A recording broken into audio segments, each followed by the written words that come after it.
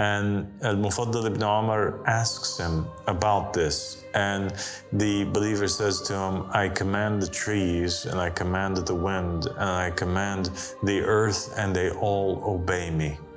And Al-Mufaddal ibn Umar was shocked, and he looked over towards Imam Al-Sadiq, and Imam Al-Sadiq smiles and says, he told the truth.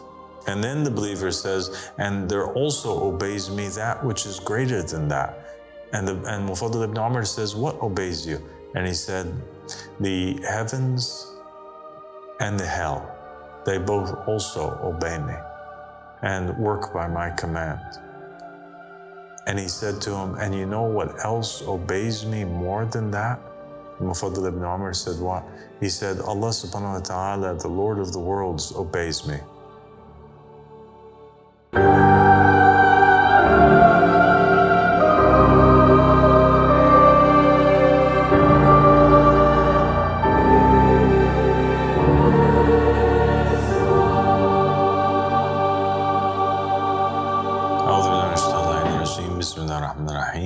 اللهم صل على محمد وآل محمد الأئمة والمهديين وسلم تسليما. Assalamu alaikum wa rahmatullahi wa barakatuh. My dear brother and companion, Mustafa. Wa alaikum assalam wa rahmatullahi wa barakatuh, Father.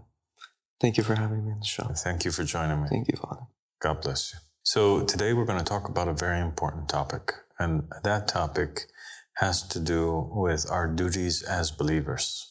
We've spoken a lot in the past episodes that we've aired on this channel about how the believer has this duty, right? And that religion is more so than just a matter of observing a certain set of rituals, but rather the individual has a mission. The mission and the goal of religion is to get close to Allah subhanahu wa ta'ala, to reach as close to Him as possible in order that we may attain at the end of it the ultimate reward, and that is that God gives us Himself, His own self.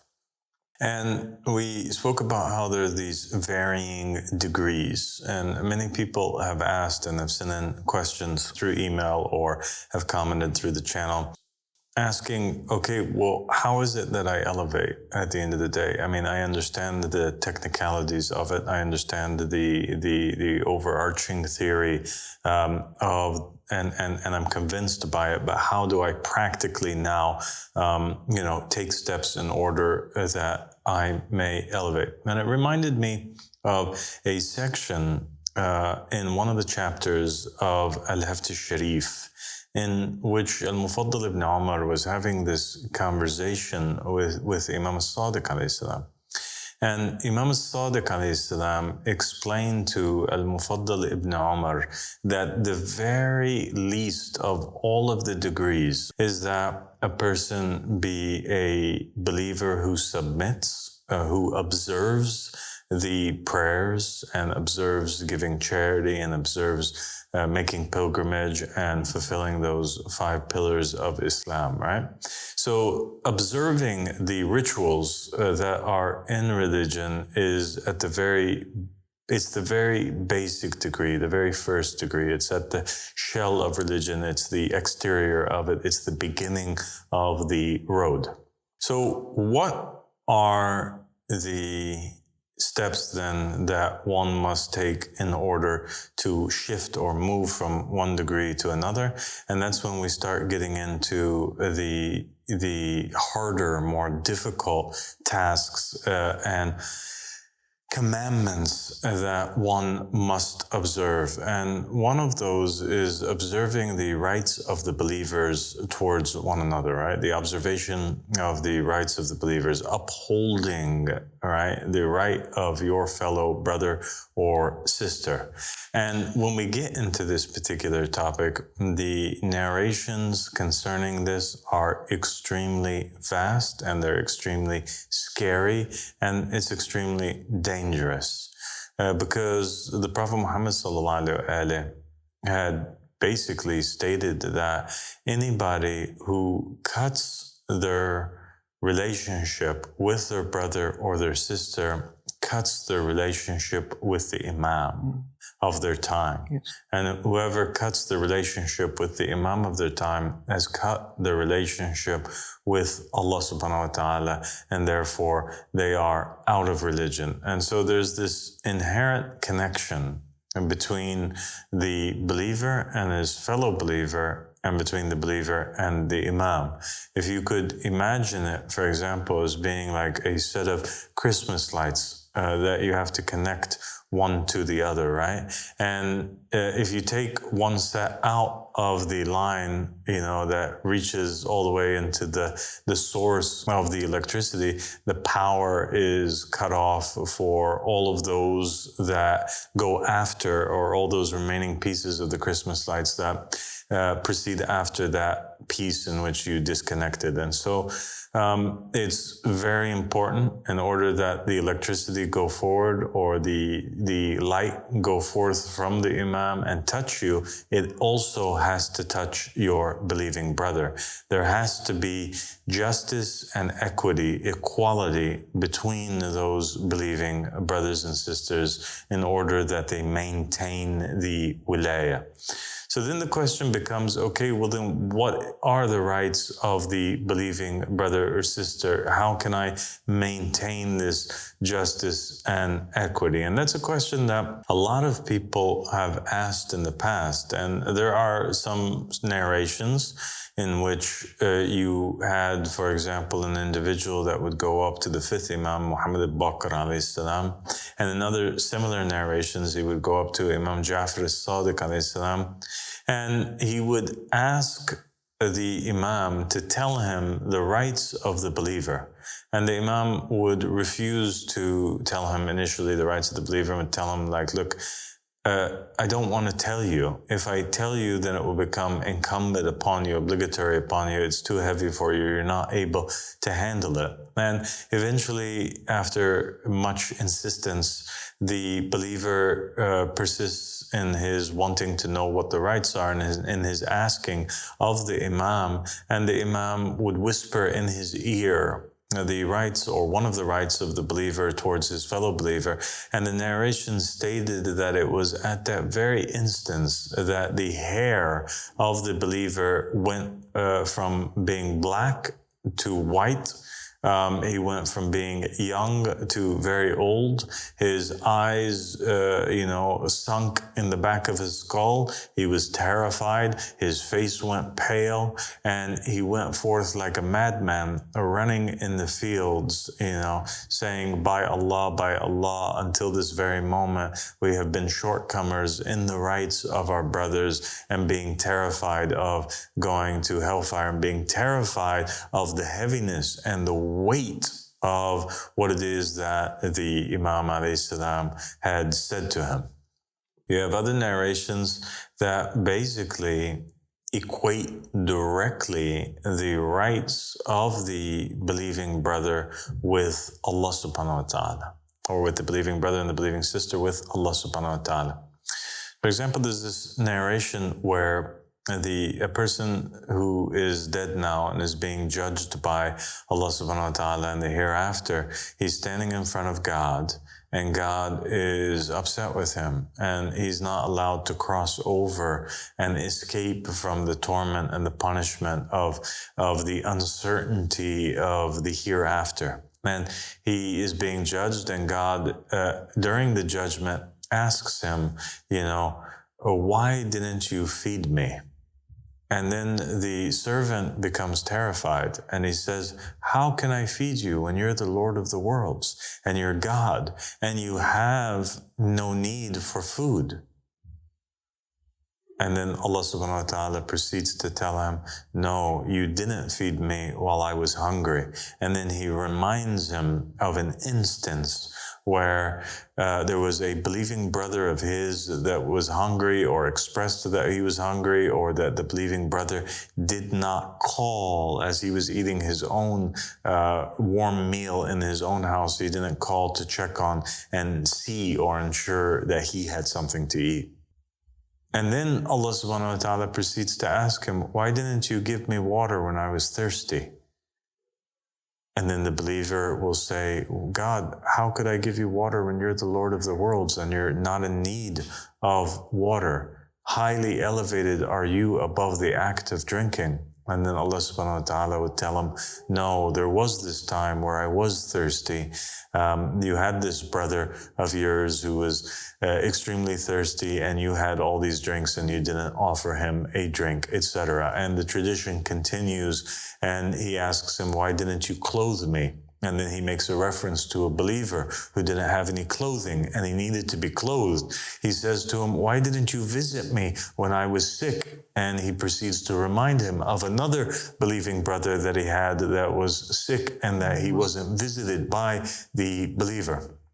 And so Allah subhanahu wa ta'ala in another narration states that he can be found in the home of the sick from the believing brothers. He can be found in the home of the poor from the believing brothers. He can be found wherever essentially there is a believing brother or a believing sister who has a need and that need is not being fulfilled. Right. Mm-hmm. And so God, in these narrations, equates and states very plainly and clearly that shortcoming towards the brother or the believing sister is shortcoming towards Allah subhanahu wa ta'ala himself. And the implication of the narration is very clear in that the rights of the believer, and it's further explained and stated very clearly in other narrations, that the right that the believer has over his brother believer or his sister believer is that he doesn't eat unless he makes sure that his believing brothers and sisters eat, that he doesn't wear any clothing that's of a particular grade unless he makes sure that his brothers and his sisters have clothings from the same grade as well, that the believing brother doesn't drink, doesn't sleep, doesn't marry even unless he ensures that his believing brothers and sisters, that they have a home in which they can sleep in and a warm bed, and they have all of the things that that believing brother has. It seems like when God is equating it with his servants, it seems like he's asking that you treat your believer brother better than your own self, as if you're treating God. Exactly. That's exactly right. You have to, in order to be a Muslim, in order to move out from the level of being a slave to a level of being a free person, in order that you come to know Allah subhanahu wa ta'ala more, you have to recognize the very presence of God in the hearts of the believers that are brothers and sisters to you. Mm-hmm. So there's this incident that took place in the life of the Prophet Muhammad sallallahu alaihi wasallam, which also explains how far these rights go. I mentioned just now that the believer can't even marry or be with his wife unless he ensures that his brother or his sister is married. And we find that taking place in the events after the Prophet Muhammad migrated from Mecca to Medina. So initially the Prophet he was in Mecca. He was giving da'wah secretly for 13 years. Mostly the people that were adopting the religion or the faith, or were individuals that were impoverished and that were people that were unfortunate in society, the poor, the slaves, etc. And these individuals, the Prophet preached to them, they accepted.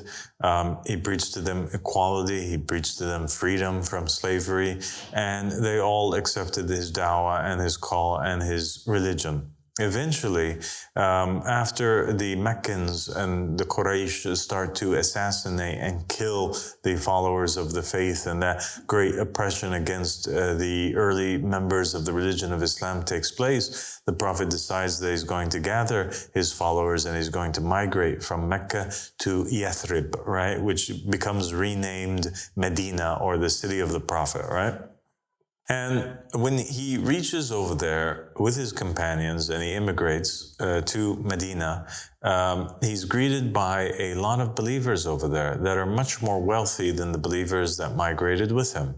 And they have their own city, and they give the keys to the city to the Prophet Muhammad, and he becomes the de facto ruler now of that city and of that land. And now the population of the city is broken down into two groups. One group which is called the Muhajirin, or those who migrated, and another group which is called the Ansar, right, the supporters. The Ansar were the inhabitants of Yathrib, or the inhabitants of Medina, who now accepted the Prophet's message and opened up their city with and themselves, and they greeted the Prophet with open arms and his companions. And then you had the Muhajirin, who were the ones who migrated with the Prophet from Mecca, and that group consisted of a lot of slaves and poor people. And so when they reached Medina, one of the things that took place was that the Prophet Muhammad ﷺ paired between the believers and one another. And he told them basically that your relationships that existed previously between you and your physical family members are no longer standing. All right. And the verse from the Quran comes down that verily the believers are brothers.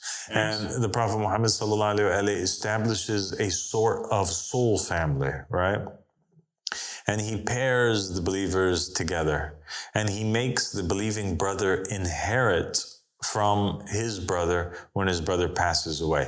Previously, when the brother would pass away, he would leave his belongings to who? To his next of kin, his wife, his children, his parents, whoever is left behind in the event that he dies from his physical family.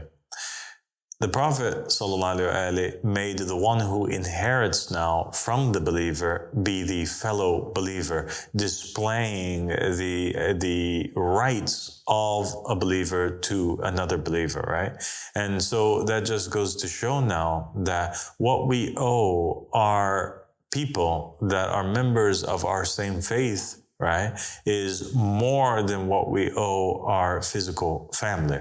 Another more difficult thing that took place was that the Prophet Muhammad ﷺ ended up divorcing, right? It was not by force. It was rather by the desire of the inhabitants of Medina. But all those individuals that had more than one wife and were engaged in polygamous marriages, they each and every one of them divorced wives of theirs in order that their believing brother may have a wife, all right? So that there remains no more single people amongst them.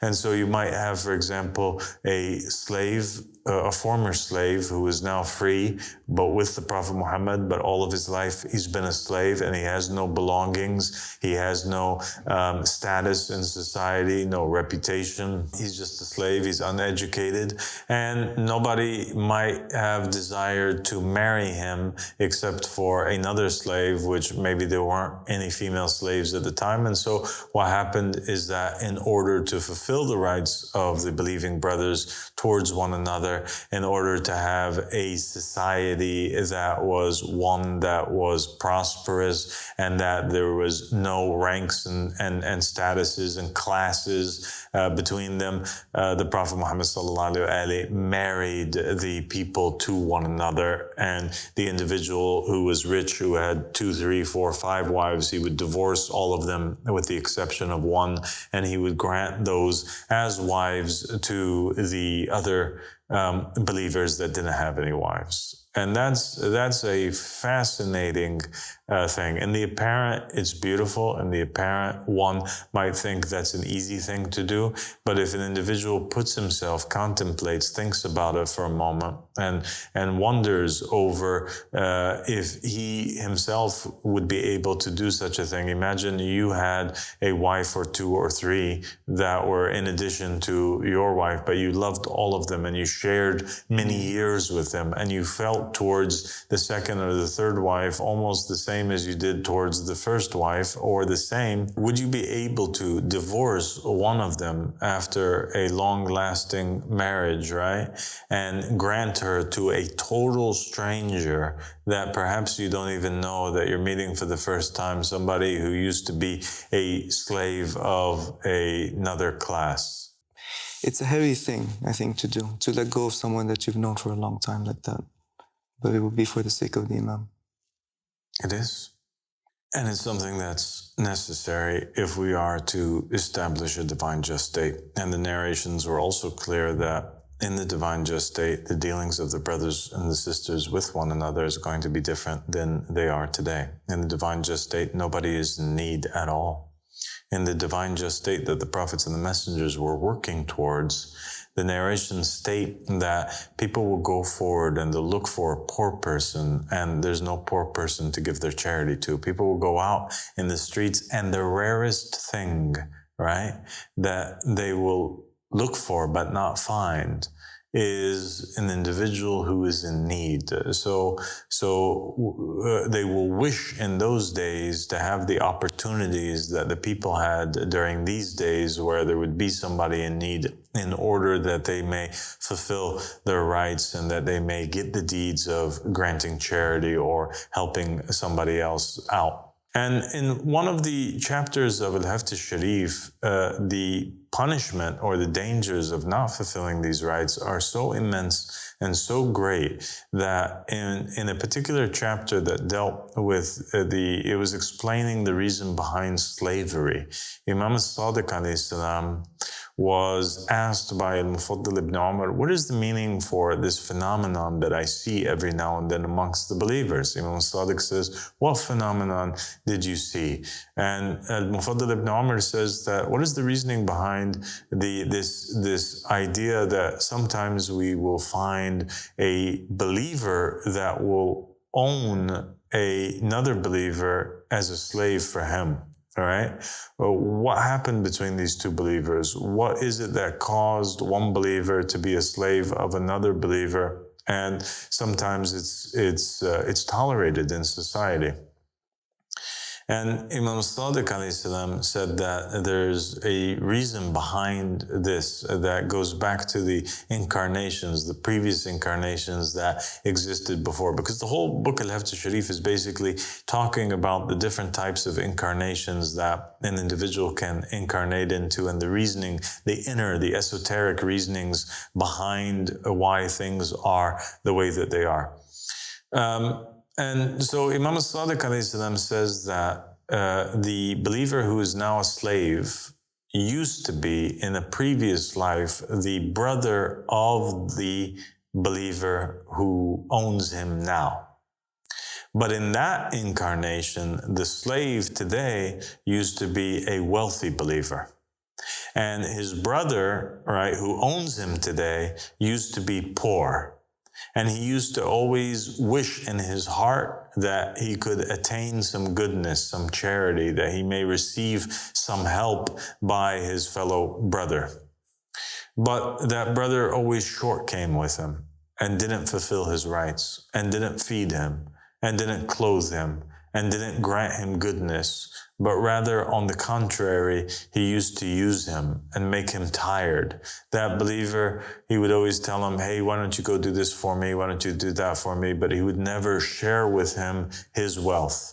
And because of the shortcomings from that believer towards his fellow brother believer, Allah subhanahu wa ta'ala became angered and he didn't let it go, and justice had to be served, and the karma came into play. And in this incarnation, incarnation, that believer ended up being born as a slave that's owned by the first believer, meaning that the rich believer incarnated now as a slave, and the poor believer ended up incarnating as the owner of the slave believer in order that he may serve him and become just as tired in trying to attain goodness from him as the opposite was true in the previous incarnation. And Al-Mufaddal ibn Umar was terrified by that. And he said to him, "But my master, are there any people that could actually fulfill these rights?" And the Imam explains to him that there are people that have fulfilled the rights of the believers. There's not many of them, because the Master, God, the High King, the Imam, is obeyed more in the heavens than he is on earth. The angels up above obey, and the spirits in the hereafter obey the Imam, and they obey Allah subhanahu wa ta'ala more so than the creatures on this physical realm or in this reality. And they know God more, and they know the Imam and his reality more than the creatures that are here. But he proceeds to show him and tell him that no, there are believers though that are here, even though they're far and few between. And so Imam Al-Sadiq alayhi salam points over towards a man who entered into the room, and he says that this is one of your believers, your brothers, that had fulfilled the duty of their brothers and that came to know Allah subhanahu wa ta'ala and became free. And so he said to him, you can ask him anything you want. And so Al-Mufaddal asks him, who are you, my brother? Where did you come from? And the believer responds to him and says, I came down from the heavens just now. And he says, and where are you going to? He says, I'm going back up to the heavens. I just came by to send salams to my master, Imam Al-Sadiq alayhi salam. And then this conversation continues between Al-Mufaddal ibn Umar and this believer that had fulfilled the rights and the duties of his fellow believers, and that came to elevate from the degree that Al-Mufaddal ibn Umar is on to a higher degree whereby he became free.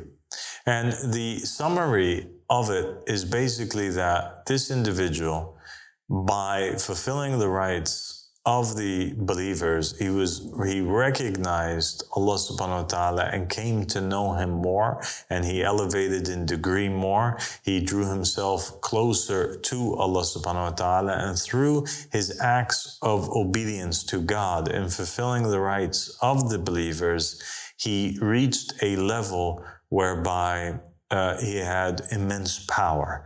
And Al-Mufaddal ibn Umar asks him about this. And the believer says to him, I command the trees, and I command the wind, and I command the earth, and they all obey me. And Al-Mufaddal ibn Umar was shocked, and he looked over towards Imam Al-Sadiq, and Imam Al-Sadiq alayhi salam smiles and says, he told the truth. And then the believer says, and there also obeys me that which is greater than that. And Mufaddal ibn Umar says, what obeys you? And he said, the heavens and the hell, they both also obey me and work by my command. And he said to him, and you know what else obeys me more than that? Mufaddal ibn Umar said, what? He said, Allah subhanahu wa ta'ala, the Lord of the worlds, obeys me. Mufaddal says, how does he obey you? He said to him, I ask God for anything and he gives it to me. And here lies the great secret. The great secret that should be a key, and it's a gem and it's a jewel that we're giving in this episode to all of the believers that are out there that are watching. Essentially, what was being taught by that now freed believer to Al-Mufaddal ibn Umar was what? It was that if you obey Allah subhanahu wa ta'ala in all things, if you're generous and keep His commandments towards His creatures, if you don't shortcome, if you never say no, Allah subhanahu wa ta'ala is more generous than you, and He will repay back your generosity with his generosity, which is much more. If the poor believer can command you and ask you for clothing, for food, for drink, for anything that he needs, and you fulfill that for him, and you become a vessel whereby God can work to fulfill the needs of this believer, Allah subhanahu wa ta'ala would be ashamed to reject any of the requests of that believer that never says no to his fellow believing brother or sister automatically, because he accepts the dua or the callings or the requests of God's creation. God has to and makes all of creation accept the calling and the du'as of this believing servant. So the servant fulfills the needs of the sister, of the brother, of the children, even of the disbeliever, of the cat, of the dog, and there's many narrations about how individuals went into heaven just because they fed a cat or just because they fed a dog or gave water to a dog. And Allah subhanahu wa ta'ala in turn makes the heavens and the earth, heaven and hell. He makes the trees and the wind and the oceans and the seas and the rest of the creatures and the animals, all of them obey and be obedient to this servant who was faithful and sincere towards him.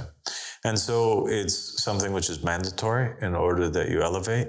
If you don't fulfill these rights and move on to the next station, then you are condemned to a karmic retribution whereby you will continue to reincarnate in this earth, and you'll have to pay off debt towards your believing brothers and sisters that you encountered and you didn't fulfill their rights. And so imagine the magnitude of this matter and what's required of it. And I think that it's the essence really of the religion of Islam. And even the Prophet Muhammad sallallahu alaihi wasallam, in one narration, he states that whenever you see a poor person, then know that a rich person took more than his share.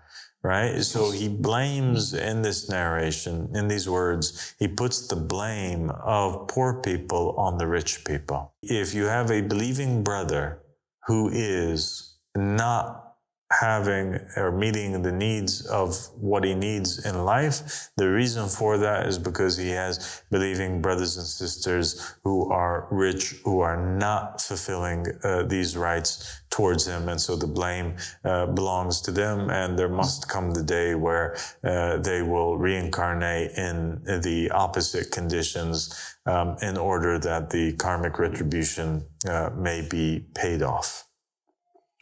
So, Father, it's like God's message is, if you treat my servant this way, if you feed him, then I will give you food even better than whatever you thought.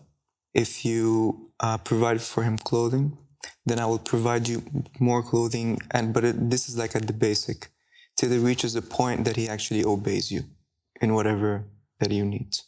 It means that God grants people authority and ability over others. Even if you're not a king over them, even if you're not their boss or their owner, you still have authority over somebody who you have the things that he or she needs. And if you fulfill the needs of somebody who's in need of you, God will fulfill your needs. People that make dua and their du'as are not accepted is because they are usually selfish, that are not fulfilling the rights or the needs of anybody else. And so God hates to fulfill their needs because they do not think about anybody else other than their own self. Imam Ahmad al-Hasan, he said that humanity has one major problem, and that problem is called selfishness. That is the major problem behind all of the wars and the suffering and all of the karmic hell that mankind is going through right now and living through on the face of this planet.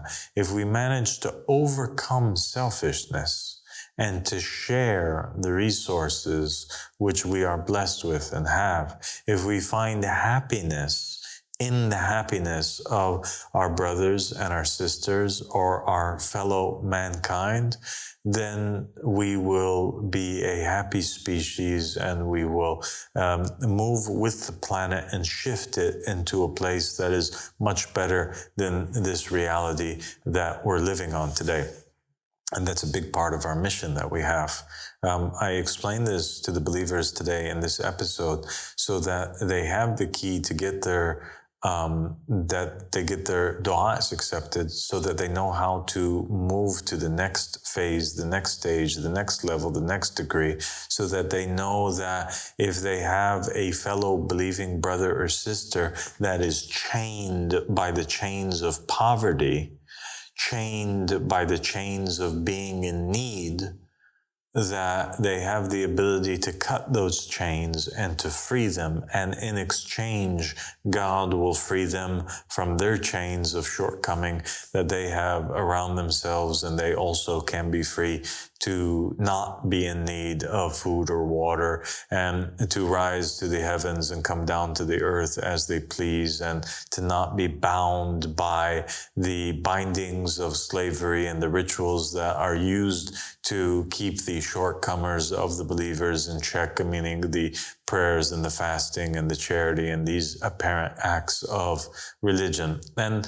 I also share this with the believers so that they can understand our mission a little bit more. Our mission, when we're coming together to create a divine just state, part of the establishment of the divine just state is us going out and preaching the idea of the supremacy of Allah subhanahu wa ta'ala. But we must be known around the world as being the believers in the truth and the supporters of God through our actions. We have to emulate the actions of the prophets and the messengers. And when we look into the stories of the prophets and the messengers and their disciples, we'll find, just like we see in the book of Acts, that the believers would share in all things.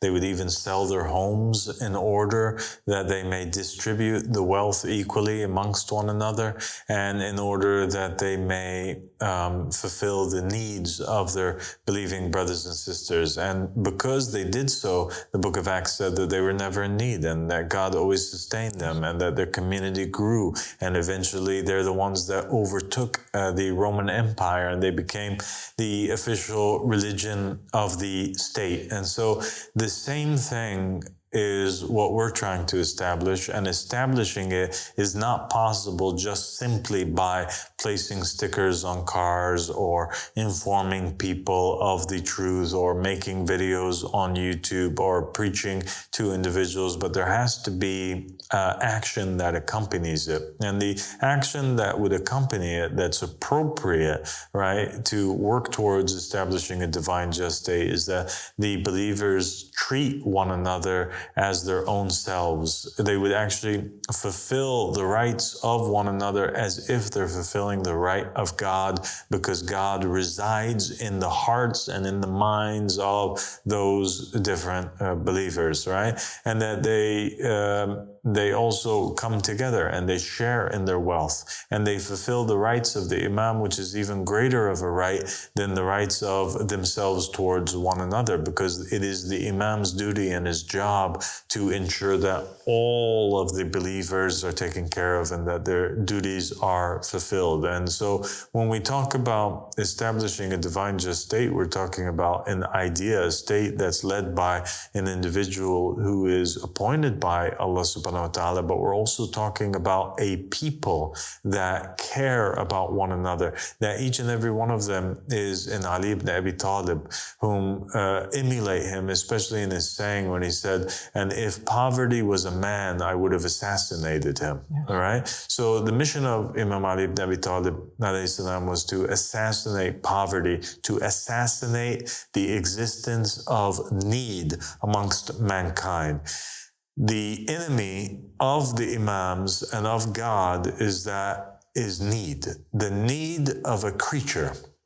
We don't want them to have any needs. We want them all to be sustained. We want all of their needs to be met. We believe that there are enough resources on the earth that God would not allow one additional being or creature to be born on this planet, except that God would have safeguarded along with that individual his own sustenance. And that's why you have many narrations that condemn people that don't have children, for example, or that used to bury their daughters out of fear of poverty, etc., because Allah subhanahu wa ta'ala grants the sustenance of each individual with that individual. And if that person doesn't get that sustenance, it's not because God didn't give it to that person, it's because there are tyrannical, evil, selfish people on this planet that took more than their share, and we have to establish justice. We're not talking about socialism, we're not talking about communism, we're not talking about capitalism, we're talking about humanism.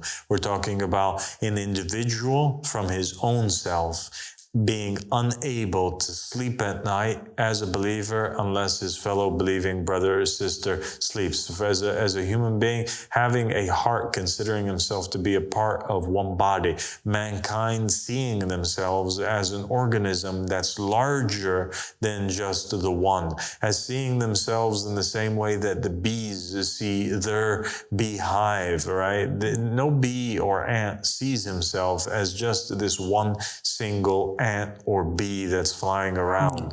They see themselves as the community of bees, the nation of ants. They see themselves as a part of that, a replaceable part of that. They see themselves as willing and able to sacrifice their own interests for the sake of the survival of the whole. They see themselves as a cell or a hair off of that body that can die and be replaced, but they're building something which is much greater and better, and they would incarnate into that, into the future. They're building something that they are still alive. They didn't die. Even when they did die, the martyr of the believers does not consider himself to be dead, nor do the believers consider himself to be dead, because he's still alive. He's alive as a soul, but he's also alive in the survival of the believing community that comes after that. So we're trying to establish a community that is based off of that, and that is certainly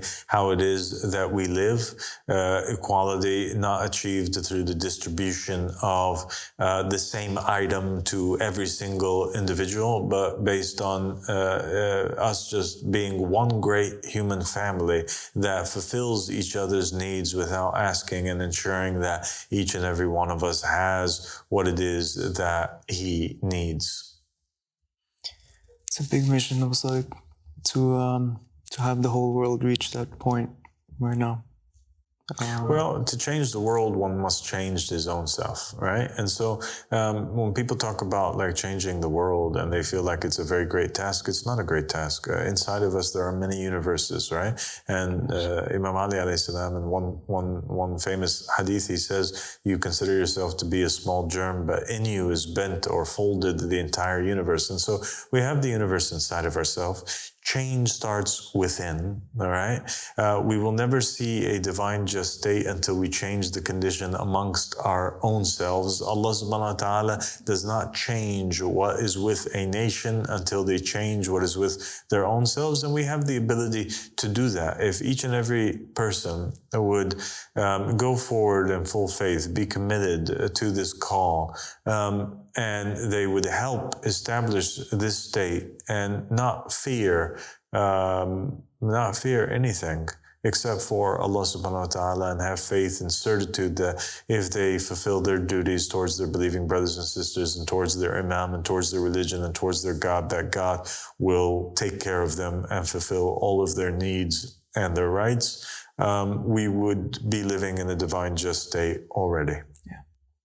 God bless you, Mustafa. Thank you so much. Thank you for joining me today. Thank you, Father. It was an honor. Assalamu alaikum. Wa alaikum.